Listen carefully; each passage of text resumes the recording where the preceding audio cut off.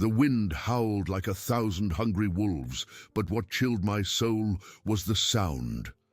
The dull thud of the earth growing louder and the muffled cries of my grandchildren lost in the white fury of the blizzard. "They are coming!" my mind screamed, as the ground beneath my feet, already cracking, began to vibrate with the colossal force of something my blindness prevented me from seeing, but which my bones knew to be death incarnate, marching to devour all that remained to me. And what she discovered in the heart of the storm would forever change the legend of her village. Aina felt the 70 cold bite her wrinkled skin, not as pain, but as a glacial reminder of urgency. The wind's howl, which had previously seemed like a chorus of laments, now mingled with a more terrifying sound, the dull, rhythmic thud growing in intensity that her bones felt even before her ears could fully decipher it. It was the bison, the untamed fury of the Siberian steppe, stampeding blindly through the blizzard. Her grandchildren, small and fragile, were out there, lost in the deadly whiteness that swallowed the world. Aina's heart, despite her many winters, beat with the strength of a young mother, driven by a love that defied death itself. She reached out, fumbling along the wall of her urta, searching for her birchwood staff, her faithful companion for decades. Her thin, wrinkled fingers, calloused by time and labor, found the cold, smooth surface. With a sigh that turned into dense vapor in the icy air, Aina pushed herself outside, stepping into the storm. The fine snow, like ice needles, whipped her face, but she didn't flinch. Her eyes, though sightless, possessed an inner vision that transcended the visible, guided by the world's melody. The grandchildren, meanwhile, huddled together under the fragile protection of a small snowdrift near the edge of the frozen lake. The elder, Kyle, with his 7 winters, squeezed the small hand of his sister Lena, who was only 5. Their faces were blue, and fear shone in their eyes, not just from the biting cold, but from the distant sound that was now growing clearer. A tremor ran through the ice beneath them, a deep, continuous rumble that seemed to come from the depths of the earth. Lena whimpered softly, and Kyle tried to be strong, but his lips trembled. "Grandma will find us," he whispered, more to himself than to her, trying to believe words he could barely utter. Aina, outside, felt every vibration of the ground through the soles of her fur boots. The thud of the bison hooves was now a symphony of destruction, and the strong, wild scent of the animals, carried by the wind, invaded her nostrils. She knew they were close, dangerously close. 5 giants, each weighing the equivalent of a small car, in a stampede were a force of nature as relentless as the blizzard itself. The ice beneath her own feet cracked, an ominous sound warning her of imminent danger. She needed to be fast, but each step was a calculated risk, a delicate dance between life and the abyss. Her lips moved in a silent prayer to the spirits of the earth, asking for strength and clarity. She couldn't see, but she could feel the way. She could hear the call of her grandchildren, and that was all that mattered. Aina felt the ground tremble even harder, a heavy, unmistakable rhythm that resonated in her bones, rising through her legs and vibrating in her chest. It was no longer a distant sound. It was the beat of a giant, furious heart, approaching with every second. The scent of the bison, a mix of damp earth, wild fur and animal sweat, was now so intense it seemed to burn her nostrils, overriding the biting cold of the blizzard. She knew she was on the right path, but danger was closing in on her like the walls of an invisible canyon. Aina gripped her staff tighter, her knuckles white under her wrinkled skin. Her lips moved again, not in prayer, but in an encouraging whisper to herself, "Courage, Aina. They need you." Meanwhile, Kyle and Lena were paralyzed with fear.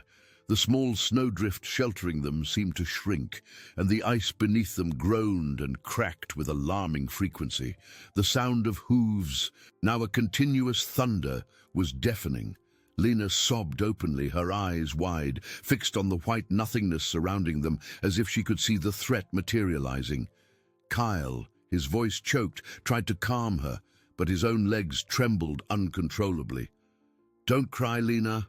Grandma. She's coming. I know she is." He tried to hug his sister tighter, but the cold and dread stole their energy. With each crack of the ice, a shiver ran down their small spines, and the image of a dark, deep crack opened in their childish minds. Aina, in turn, used her staff as an extension of her senses. She tapped it gently on the ice in front of her, testing its firmness, feeling the vibrations. Each step was a calculated decision, a dance with death. The wind tried to knock her down. The snow blinded what was already blind, but the image of her grandchildren, as vivid in her mind as if she were seeing them, propelled her forward. She could hear Lena's faint cry, the muffled sound of Kyle trying to comfort her, and this was a beacon in the darkness. They were close, very close. But the bison were too. Aina felt the earth vibrate beneath her feet differently now, a broader, more chaotic tremor. The stampede was spreading, and she needed to find a gap, an impossible path between the animal fury and the icy abyss. Her elderly heart beat with a force that seemed capable of cracking her own chest, not from fear, but from an overwhelming urgency. Aina knew there was no time to hesitate. She needed to guide the bison, to divert that brute force away from her grandchildren. But how? How could a blind, elderly woman control the fury of 5 3-ton giants in the midst of an apocalyptic blizzard? The answer lay not in strength, but in the ancestral wisdom that ran in her veins, in the deep connection with the earth and its rhythms. She needed to become one with the wind, one with the ice, one with the very spirit of Yakutia. An audacious plan, born of desperation and love, began to form in her mind, a tenuous thread of hope amidst the chaos. She felt the ice beneath her feet crack again, louder this time, a sinister warning that time was running out. Aina didn't hesitate. The cracking of the ice beneath her feet was a war drum, and the howl of the bison, now almost upon her, a death song. But in her mind, a new rhythm began to form, an ancestral melody of survival. She raised her birch staff, not to strike with force, but to feel the air, to capture the tiny currents the wind shaped. Her ears, sharpened like those of a hungry wolf, caught the sound of snow being pushed by giant hooves, the rustle of thick, coarse fur, the warm, heavy breath from the animal's nostrils, so close she could almost feel the vapor on her face. She couldn't see them, but she felt them as an extension of her own body, a colossal mass of raw energy and imminent danger. With surprising agility for her age and condition, Aina began to move, not in a straight line, in the obvious direction, but in a slow, deliberate curve, moving slightly away from where her grandchildren were. She tapped her staff on the cracked ice with a specific rhythm, a sound she knew would echo differently in the white, silent vastness of the blizzard. It was a call, not to the bison directly, but to the wind itself, to carry her scent, her presence, to a specific side, creating an invisible barrier. She was weaving a sensory illusion, a subtle and imperceptible trap in the icy air, guided by a wisdom that transcends sight. Each step was a calculated risk. Each tap of the staff, a silent prayer to the spirits of winter. Kyle and Lena, huddled together, felt the world collapsing around them. The ice beneath their small bodies not only cracked, but now moved, a slow, terrifying undulation that seemed ready to swallow them at any moment. The sound of the bison hooves was a continuous, deafening roar, and they could feel the animal heat, the heavy, wild breath even through the dense curtain of snow. Lena sobbed openly, a sharp, desperate sound that cut through the air. Kyle hugged her with all his might, his eyes closed, but the fear was as palpable as the biting cold. "Grandma!" he called, his weak, choked voice lost in the chaos of the storm. He didn't know what Aina was doing, but he felt her there, a firm and unwavering presence in the midst of nature's fury. Aina heard Lena's cry, an icy dagger to her heart. "I'm coming, my loves," she whispered, knowing that the wind, her confidant, would carry her voice, however faint, to them. She intensified the rhythm of her taps on the ice, changing the cadence, creating a pattern that, to the bison, would sound like an insurmountable obstacle, an abrupt and dangerous change in the terrain. She remembered her grandfather's stories of how the ancient Yakuts diverted herds using only sound and scent, guiding them like invisible rivers through the landscape. She was the guardian of this ancestral wisdom, and now she was the fragile bridge between her grandchildren and certain death. The bison, in their blind fury and primitive instinct, reacted exactly as Aina expected. She felt the change in the wind's flow, the subtle diversion in the strong, wild scent of the animals.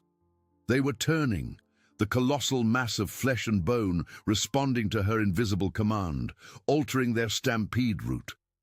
But the ice could not be fooled or diverted. Beneath her own feet, a deep and terrifying crack opened, and Aina knew, with cold certainty, that the lake would not hold much longer. She was diverting the stampede, yes, but at a terrible cost. Her grandchildren were still in the path of destruction, and the ice beneath them was about to give way, to swallow them into the frozen abyss. Aina ran, no longer guiding, but throwing herself with all her soul in the direction of her grandchildren's desperate cries. Feeling the abyss open beneath her with every step. Time was running out, and with each beat of her elderly heart, Aina felt the overwhelming weight of life and death in her wrinkled hands. The weight of the decision and the tremor beneath her feet were now a single reality for Aina. The ice not only cracked, it groaned, splintered, and moved in terrifying undulations, like a thin skin over a dark abyss. The bison herd, though diverted, still echoed in its proximity, their distant thuds resonating through the fragile surface, accelerating the lake's disintegration. Aina felt the ice's betrayal beneath her left boot, a deep fissure opening, and for an instant the paralyzing cold of the dark water seemed to rise to engulf her. But there was no time for fear. Her grandchildren were there, just a few meters away, and every fiber of her being, every memory, every winter lived, propelled her forward. She raised her staff, using it not just to feel, but to distribute her weight, to balance herself on the treacherous surface, her aged muscles responding with a strength she didn't know she still possessed. Kyle and Lena, in turn, felt terror materialize beneath their bodies. The small snowdrift sheltering them slowly crumbled, and the ice beneath them was no longer a solid surface, but a network of cracks expanding with every second. The sound of the bison hooves, though further away, was still thunder in their ears, and the wild scent of the animals hung in the air, mixed with the icy breath of death. Lena sobbed uncontrollably, a small broken sound that tore at Kale's heart. He squeezed her with all his might, feeling her tremor and his own. His eyes were fixed on the cracks opening, dark and deep, like wounds on the white surface. "Grandma!" he cried again, his voice hoarse and desperate, hope draining with each groan of the ice. Aina heard Kale's cry, and the pain in his voice was a whip that propelled her. She could feel the pattern of cracks beneath her feet, a complex web of danger, and used her staff to test every inch, seeking points of greater resistance. Her ears caught the sound of water moving under the ice, a sinister murmur indicating the imminent collapse. She was navigating an invisible minefield, where every step could be her last. The wind, which had previously whipped her, now seemed to whisper directions, guiding her through the chaos. She felt the proximity of her grandchildren, the faint warmth of their small lives, a beacon amidst the darkness of the storm and danger. The ice beneath Kale and Lena gave way a little more, and a cry of terror escaped Lena. A larger crack opened right beside them, revealing the dark, icy water below. Kyle felt his entire body tremble, and for a moment the certainty of falling overwhelmed him. He closed his eyes, hugging Lena with all his might, as if he could protect her from the inevitable. The cold of the water already seemed to rise, enveloping their ankles, even though they were still on the ice. The world spun in a whirlwind of snow, wind, and dread, and Aina's voice, even if distant, was the only anchor amidst the chaos. Aina felt the abrupt movement of the ice beneath her grandchildren, the unmistakable sound of a large slab shifting. It was now or never. She took an audacious step, launching herself over an opening crack, using her staff to propel herself. Her thin, wrinkled arms burned with the effort, but the image of Kale and Lena, so vivid in her mind, prevented her from giving in. She could feel the warmth of their bodies, the scent of their young skin, and that was what guided her. The abyss was opening, but Aina refused to let it swallow her family. With a last, desperate effort, Aina reached out, feeling the icy air and the snow. Her wrinkled fingers brushed against something soft and cold, Kyle's small coat. At the same instant, the ice beneath the grandchildren cracked with a final, terrifying sound, and the entire surface began to give way, fragmenting into giant pieces that tilted towards the abyss. Aina grabbed Kale with surprising strength, pulling him towards her. As the world around them collapsed in a whirlwind of ice, water, and snow, Aina grabbed Kyle with a strength that seemed to spring from an inexhaustible well of love and desperation. The very instant her wrinkled fingers closed on the boy's coat, the ice beneath the grandchildren's feet gave way with a final terrifying crack. The entire surface fragmented into giant pieces, tilting towards the dark abyss of icy water. With a guttural cry that tore through the wind's howl, Aina pulled Kyle to her, and with him, Lena, who was firmly clinging to her brother. The three fell together, not into the water, but onto a thicker, surprisingly stable ice floe, just a few centimeters from the edge of the newly formed abyss. The impact was strong, knocking the elder's breath away, but the relief of not having fallen into the water was an immediate balm. A true miracle in the chaos. Kale and Lena, shocked and trembling, let out a muffled cry of terror, and then a deep sigh of relief. Their small bodies were soaked with snow and melted ice, but they were safe, at least for an instant, from deadly immersion. Lena, still clinging to Kale, began to cry, but this time it was not a cry of dread, but of exhaustion and the beginning of safety. Kale, wide-eyed, looked at his grandmother, her face wrinkled and covered in snow, but with an expression of unwavering determination. He couldn't see her eyes, but he could feel the strength of her love, the courage that radiated from her. "Grandma!" he managed to stammer, his voice choked. Aina, breathless, felt the presence of her grandchildren beside her. She reached out, fumbling until she found Kyle's wet hair, then Lena's icy face. Her thin, wrinkled fingers caressed the children's pale cheeks. A tremor ran through her body, not just from the cold, but from the adrenaline and released tension. They were safe from the fall, but still in the middle of the blizzard, on an ice floe that, though more resistant, was not an eternal guarantee. The distant thuds of the bison could still be felt, a constant reminder of the lurking danger. She needed to get them out of there, to take them to the warmth of the urta. With immense effort, Aina sat up, pulling her grandchildren closer. She hugged them tightly, feeling their small, icy bodies against hers. "We're all right, my loves," she whispered, her voice hoarse, but full of a tenderness that warmed the children's hearts. "We're all right." Kyle and Lena nestled into her arms, absorbing the warmth and security their grandmother offered. Aina's scent of birch smoke and reindeer hide was a familiar comfort amidst the white chaos. They felt the strength of her arms, the determination in her embrace, and for a moment, fear receded, replaced by a sense of miracle. Aina knew they couldn't stay there. The 71°C cold was unforgiving. Hypothermia would be an enemy as deadly as the bison or the cracked ice. She needed to act, but with caution. The lake was now a mosaic of broken ice and dark water. She needed to find a way back to solid ground, to the safety of the village. Her ears, sharpened by necessity, tried to map the environment, seeking a sound of more solid ice, an echo that would indicate a safe path. The wind still howled, but she could now discern the sounds of the storm with renewed clarity, as if the imminent danger had sharpened her senses even further. She was the guardian of life, and the way home, however treacherous, would always be found. Aina pressed her grandchildren against her, feeling the faint warmth of their small bodies, a beacon of life in the icy vastness.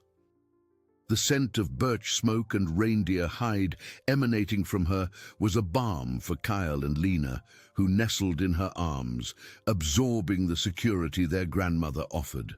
The blizzard continued to howl, an incessant lament that swallowed every other sound. But Aina, with her sharpened senses, was already mapping the environment. She could feel the ice beneath them, a more robust flow, yes, but still part of a broken and treacherous lake. The distant murmur of water under the ice was a constant reminder of the danger they had just escaped. With careful effort, Aina disentangled herself from the embrace, keeping a firm hand on Kyle's shoulders. "We need to go, my loves," she whispered, her voice hoarse but firm. "The cold doesn't wait." She used her staff, tapping it gently on the icy surface, seeking the resonance that would indicate a safer path. Her ears caught the vibrations, the minuscule differences in sound that guided her like an invisible map. Every crack, every echo was precious information. Kyle, though still trembling, felt his grandmother's determination and tried to be brave.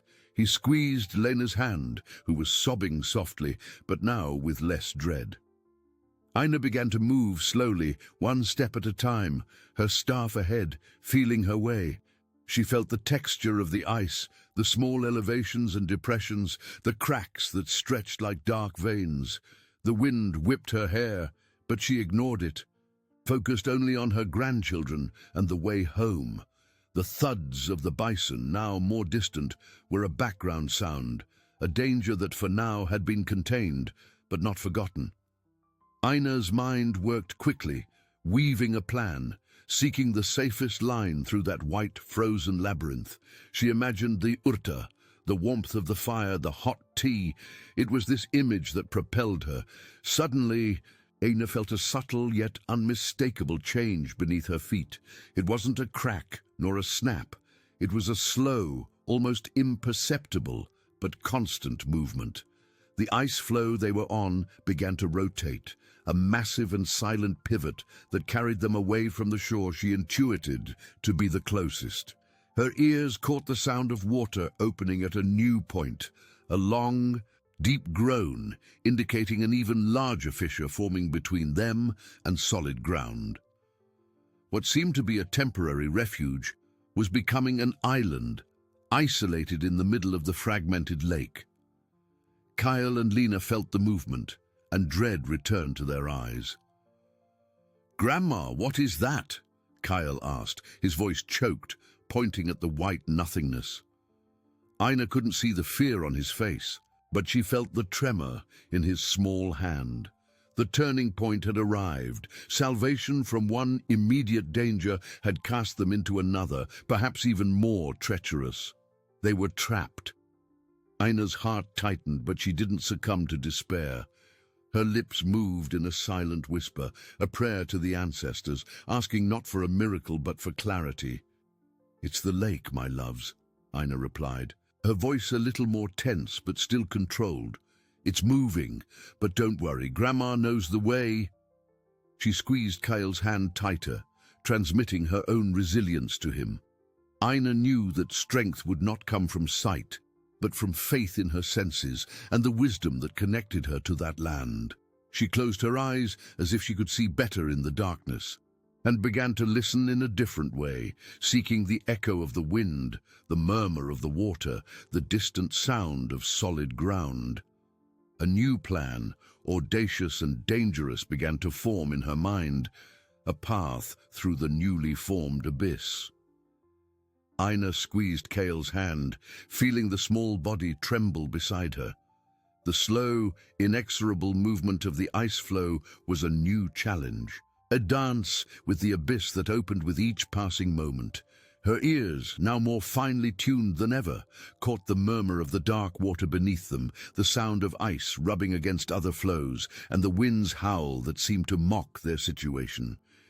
She closed her eyes, not to see, but to feel more deeply, to let the spirit of Yakutia guide her. Aina knew that sight was an illusion in those conditions. True perception came from within. Kyle and Lena, huddled, couldn't fully grasp the danger, but fear was an icy veil over their hearts. Lena sobbed softly, the sound muffled by the snow accumulating on their small coats. Kyle, wide-eyed, watched the white nothingness around them, feeling the movement beneath his feet like a sleeping monster awakening.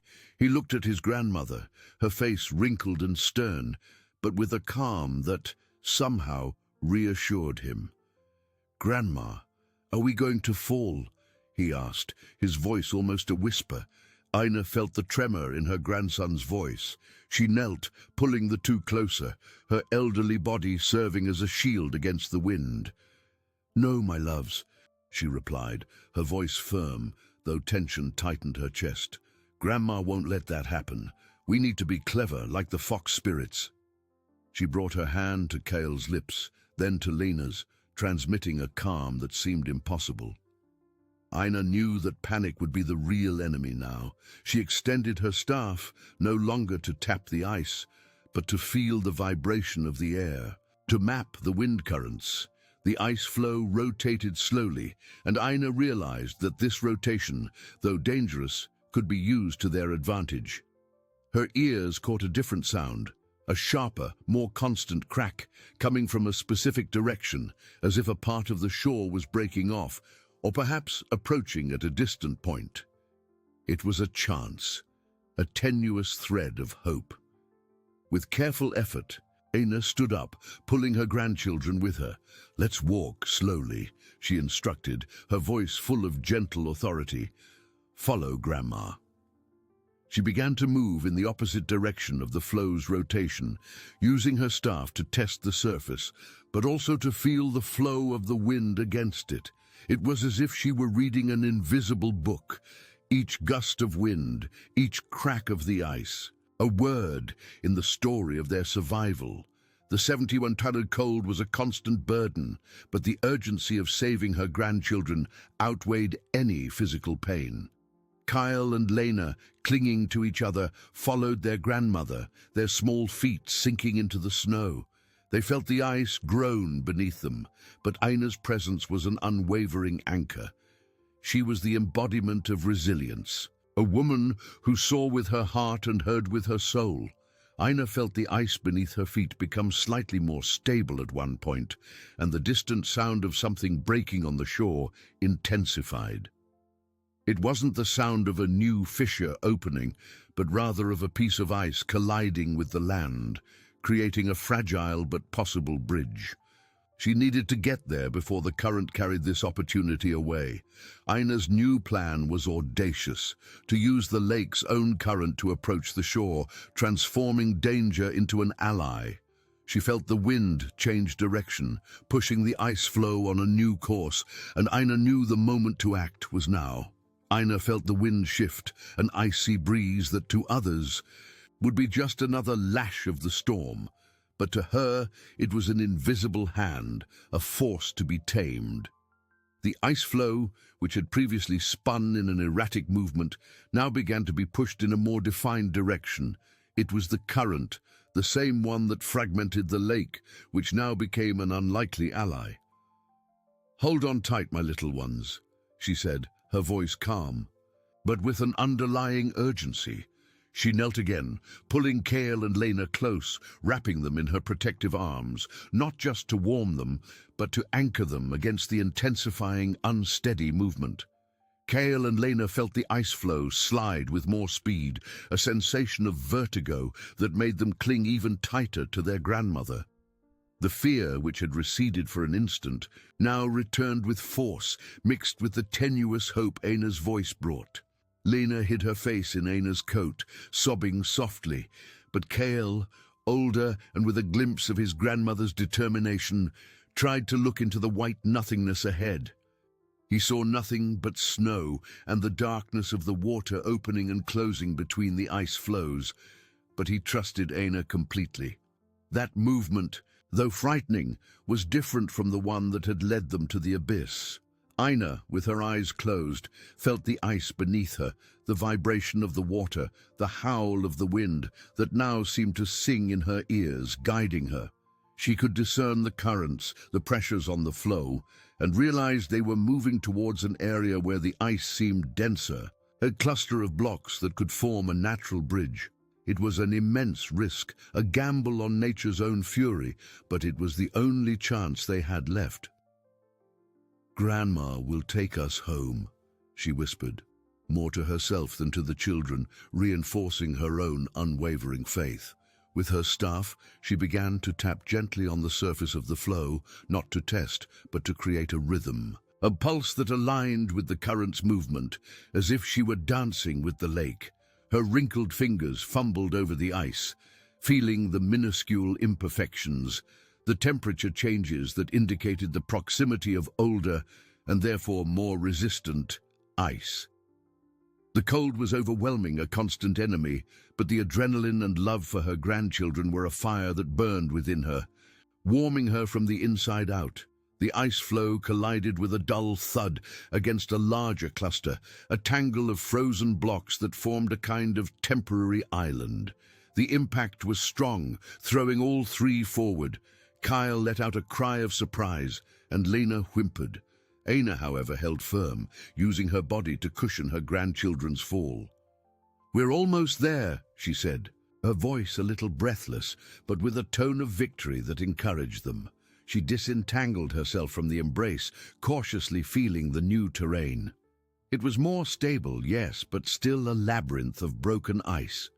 Her ears caught the sound of something that seemed to be the shore, a more solid murmur, the echo of distant trees, or perhaps the welcoming solid ground itself. It was a faint, almost imperceptible sound, but to Aina it was a melody of hope. She needed to cross this new bridge of ice, a path that opened and closed with the incessant movement of the water. "Come on, my loves," Aina instructed, pulling Kyle by the hand and feeling Lena cling tightly to her brother's coat. She began to move with surprising agility for her age and blindness, leaping from one ice block to another, using her staff to test the weight and stability of each. Her feet, calloused by decades of life in Yakutia, found balance on treacherous surfaces, her aged muscles responding with a strength that defied logic. Kyle and Lena, with pounding hearts, followed their grandmother, imitating her movements, their small bodies trembling with each leap. The abyss of dark water was always present, a constant reminder of imminent danger, but Aina's presence, her unwavering determination, was a beacon that propelled them. They trusted her blindly, literally. The wind still howled, but now it seemed to carry the scent of damp earth, of frozen moss, of home. Aina felt the ice beneath her feet become more cohesive, the cracks less deep, the sound of the water more muffled. They were getting closer. The scent of the earth, previously faint, was now more distinct, mixed with the aroma of frozen pines and the smoke of some distant campfire. She knew with a certainty that transcended sight that they were just a few meters from the shore. The last obstacle was a wide fissure, but with an ice floe that seemed to extend like a tongue, almost touching solid ground. "One last effort," Aina whispered, her voice hoarse with exhaustion, but still full of hope. She prepared for the final leap, the most dangerous of all, for there was no more ice to cushion a possible fall into the icy abyss. Aina took a deep breath, the icy air burning her lungs, but her mind was clear, focused. She could feel the unstable tongue of ice beneath her feet, extending precariously over the dark fissure. The scent of solid ground was an irresistible invitation, a beacon of hope that overcame the blizzard's howl. Kyle and Lena were pressed against her, their small hearts beating erratically, fear palpable in their trembling. "Hold on, my loves," she whispered, her voice a promise, a command. "Grandma will take us home." With her staff extended, feeling the void ahead, Aina gathered momentum. There was no time to hesitate. It was a leap of faith, an act of desperate love against the fury of nature. Her aged muscles contracted, finding a strength that seemed to come from her ancestors, from every Yakut woman who had ever defied the icy vastness. She leaped. For an eternal instant, they hung in the icy air, the wind whipping their faces, the black abyss of water beneath them, waiting to swallow them. Kyle and Lena let out a muffled cry, clinging to their grandmother with all the strength of their small arms. Aina felt the impact, not of ice, but of earth, of the deep, soft snow that cushioned their fall. They rolled for a few meters, the cold snow enveloping them like a blanket, but it was the snow of the land, not of the treacherous ice. The scent of pines and frozen earth was intoxicating, a perfume of salvation. Aina, breathless, felt the solidity beneath her, the unmistakable firmness of the ground. They were safe finally from the lake's betrayal. Kyle and Lena, stunned, released the air they had been holding, a collective sigh of relief that mingled with the wind's howl. Lena, who had fallen silent with dread, began to cry again. But this time, they were warm tears of exhaustion and gratitude streaming down her icy cheeks. Kyle, wide-eyed, fumbled at the ground with his small hands, feeling the earth, the frozen grass, the rock. "Grandma, we made it!" he exclaimed, his voice choked with emotion, but full of deep admiration.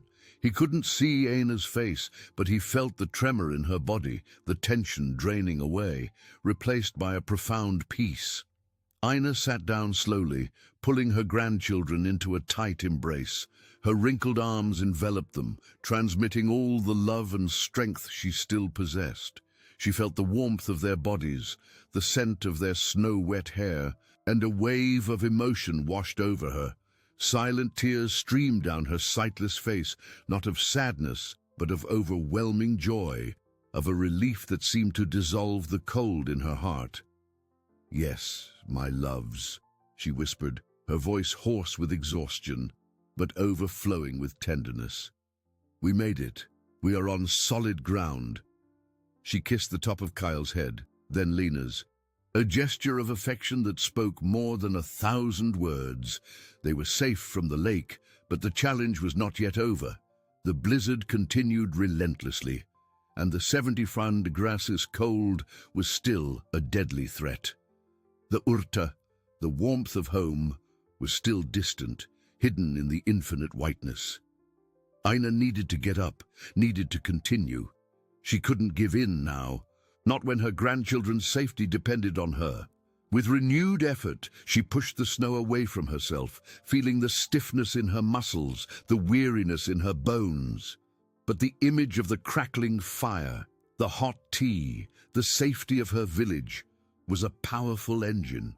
She extended her staff, tapping it on the ground, feeling the vibration of the earth, searching for a trail, a path her ancestors had walked for generations. The wind still howled, but now it seemed to carry the sounds of the forest, the rustle of frozen branches, the distant murmur of a river under the ice. Her ears, sharper than ever, began to map the invisible terrain, to build a mental map of the way home. Kyle and Lena, though exhausted, felt their grandmother's renewed determination. They stood up, clinging to her, ready to follow. Aina was the rock, the compass, the light in their darkness. The danger of the bison, though distant, was still a shadow, a reminder that the journey was not over. But now, with solid ground beneath their feet, hope was a brighter, more resilient flame. Aina, with a sigh that was lost in the wind's howl, felt the solid ground beneath her knees, a relief that warmed her soul, but not her body. The 71° cold continued to bite, relentless, and the blizzard, though no longer as chaotic as over the lake, was still a white veil that swallowed the world. Kyle and Lena, clinging to her, were small beacons of life, their breaths ragged and the scent of wet snow on their clothes. Aina knew the danger of the lake had passed, but the icy vastness of Yakutia did not forgive slowness.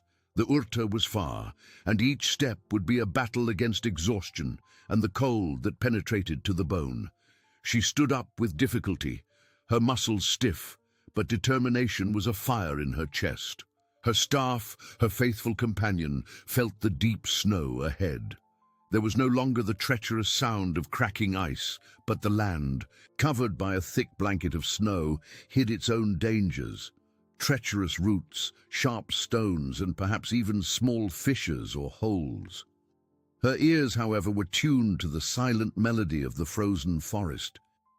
She could hear the murmur of snow being pushed by the wind, the distant snap of frozen branches breaking under the weight of the ice, and, most importantly, the subtle echo of a depression in the terrain.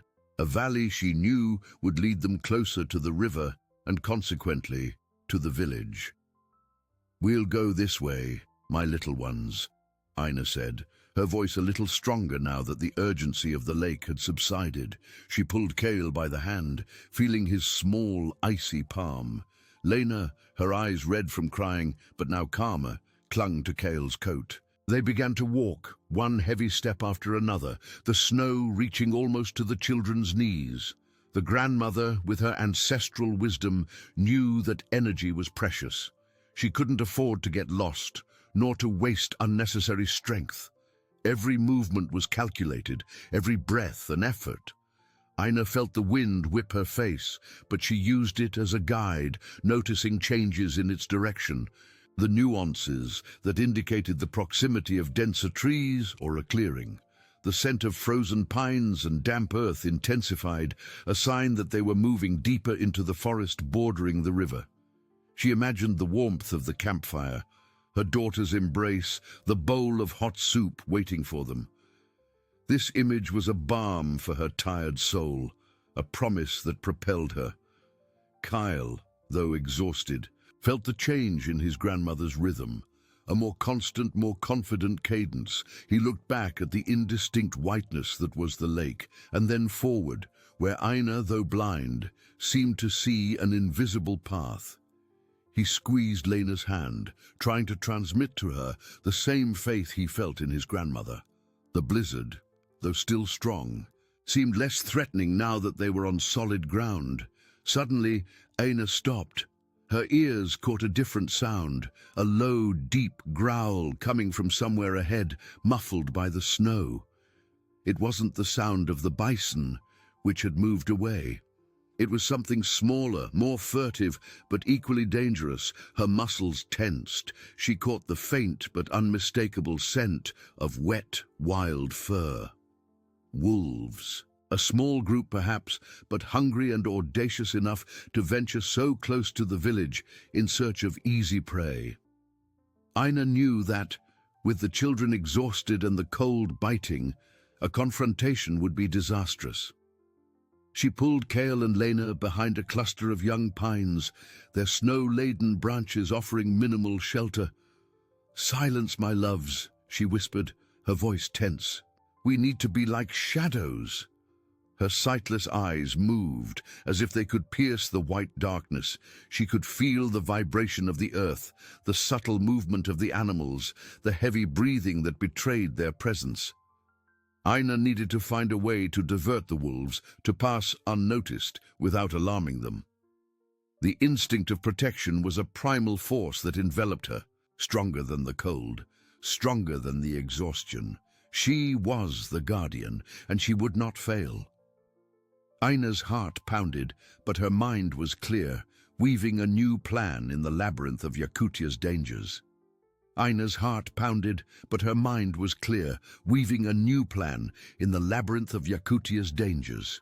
She caught the scent of the wolves, a mix of damp earth, wet fur, and the warm breath of hungry predators. There weren't many, perhaps 3 or 4, but enough to pose a deadly threat to her and her small, exhausted grandchildren. Kyle and Lena huddled against her, their breaths short and quick. Childish fear and almost palpable scent in the icy air. Ina brought a finger to her lips, a silent gesture for them to remain still. Her ears, more than ever, were her eyes. She could hear the rustle of snow beneath the wolves' paws, the snap of dry branches, the low growl that indicated their proximity. They were patrolling, searching, and the wind, though an enemy, now brought the information she needed. Ina realized that the wolves were moving in a semicircle ahead of them, closing off the path to the village. She couldn't confront them, nor could she wait. The cold was an enemy as relentless as the animals. Ina felt the wind shift slightly, bringing the scent of the wolves from a different direction. They were approaching from the left side. With a slow and calculated movement, she pulled Kyle and Lena closer, indicating with her head that they should move to the right, behind the denser pines, where the snow was deeper and would offer more cover. Each step was an eternity, their feet sinking into the snow, trying not to make the slightest sound. Kyle, wide-eyed, watched his grandmother, copying her movements with a seriousness that belied his age. Lena, clinging to Kyle's coat, could barely breathe. Ina could feel the vibration of the earth, the weight of the wolves' paws approaching. She knew they were just a few meters away.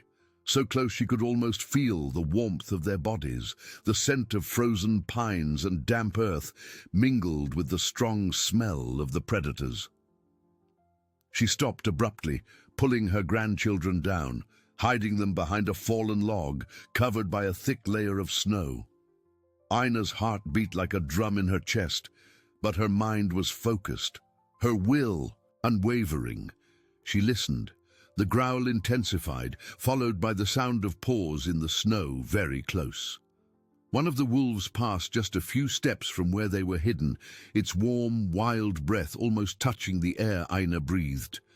Kyle and Lena cowered, holding their breath, their small bodies trembling uncontrollably.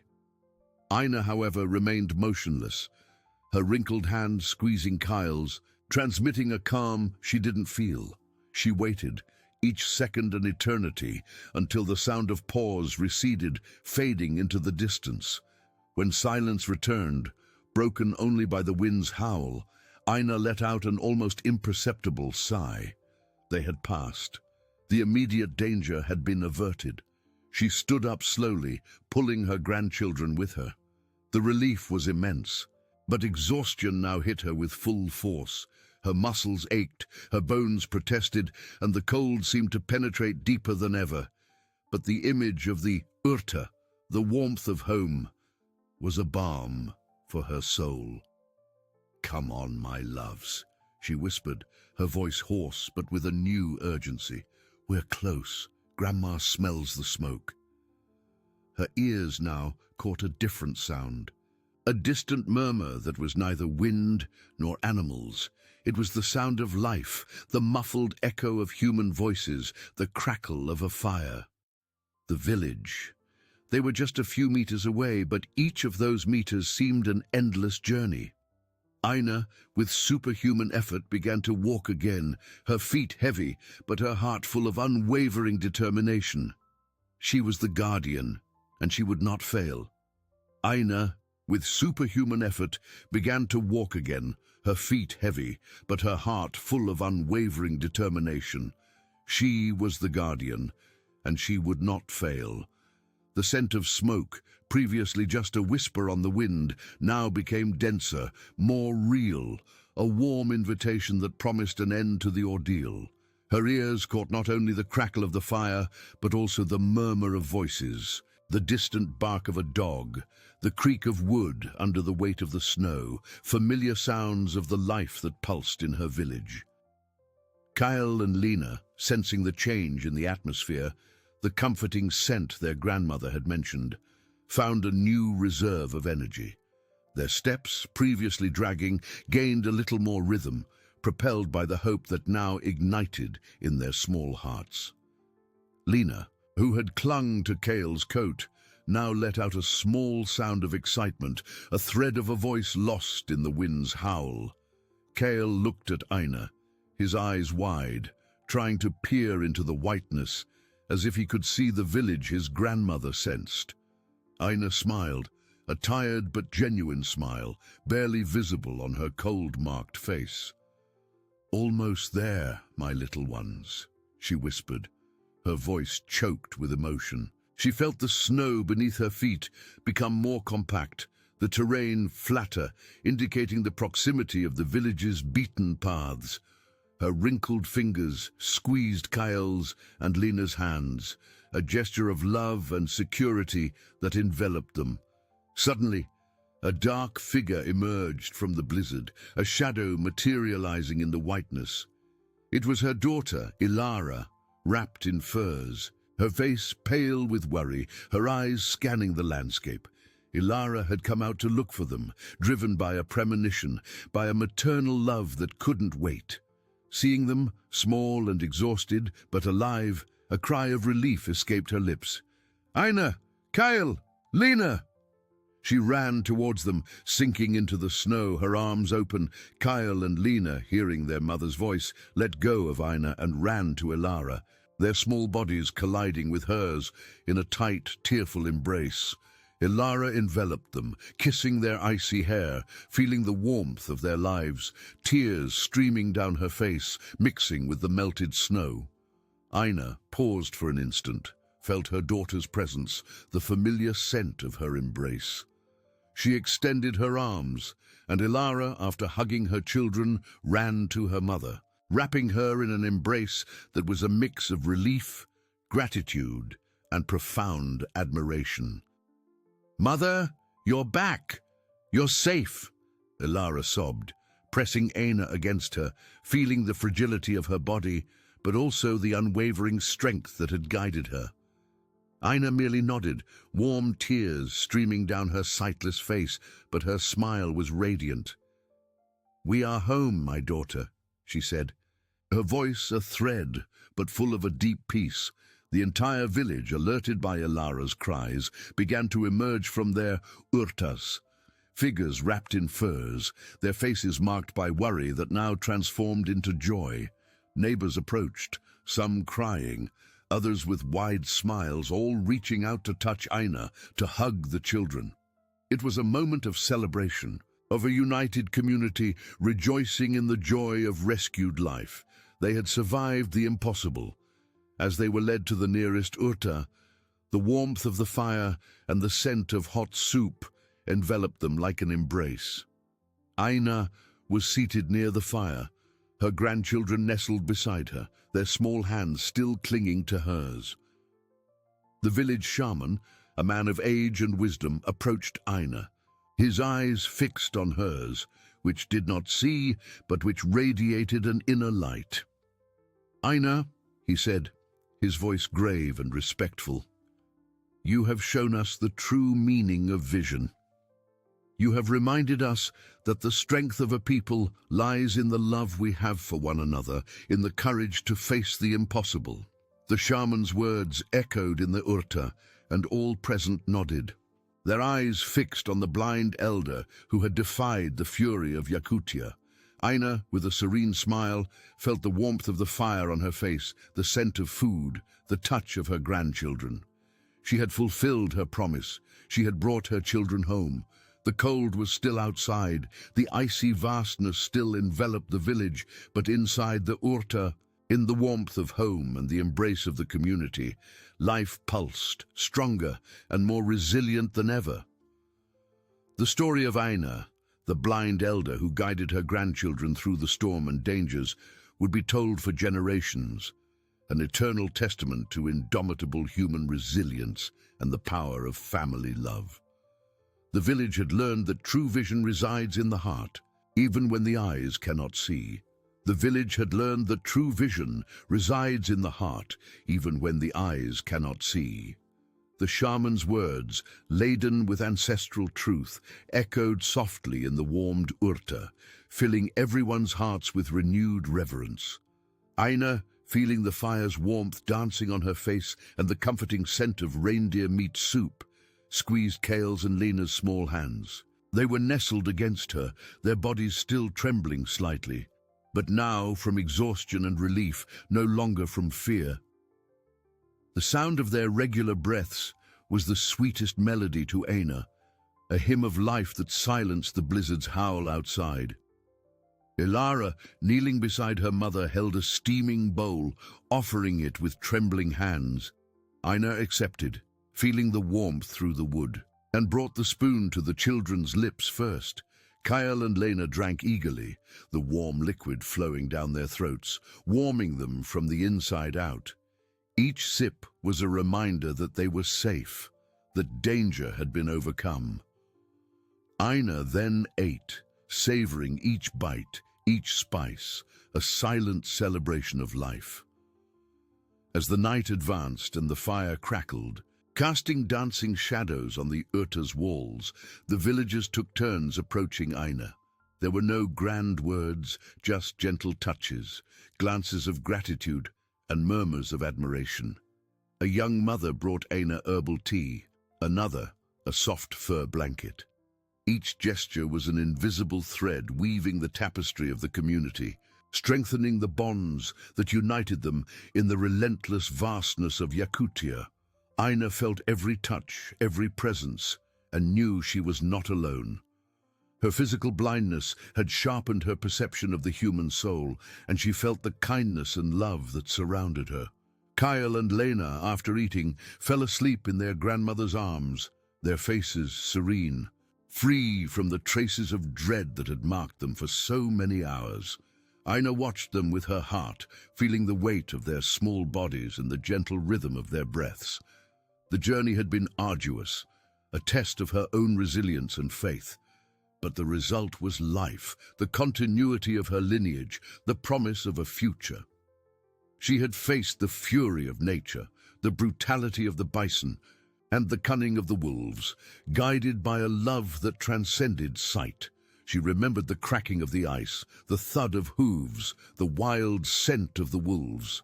Each obstacle, each moment of despair, had been overcome not by brute force, but by ancestral wisdom, by attentive listening to the earth and the wind, and above all, by the inextinguishable flame of love. Aina had proven that true vision did not reside in eyes that see the outer world, but in the clarity of spirit, in the intuition that guides, in the courage that propels.